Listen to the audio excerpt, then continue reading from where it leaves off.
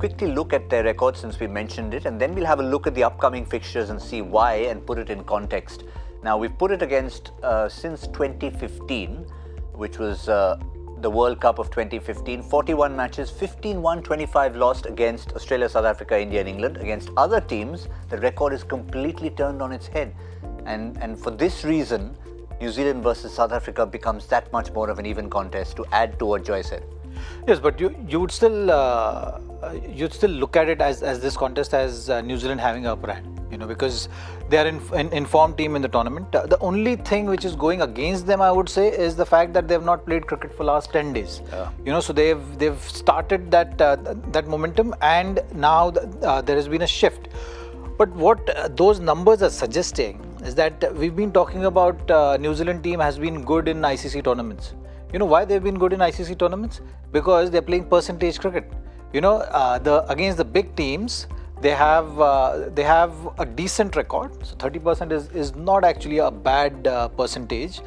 But against relatively weaker teams, they're making sure that they're close to 100%. I mean, 80% win margin is amazing, I think, because the consistency they're showing in winning those matches are putting them in a sure shot spot of those knockout phases in some tournaments and semi-final stage in this tournament. So if they continue to do that, which they have so far in the tournament, you will see a consistent result, and that's what New Zealand team has been able to achieve. And these numbers are just backing that fact.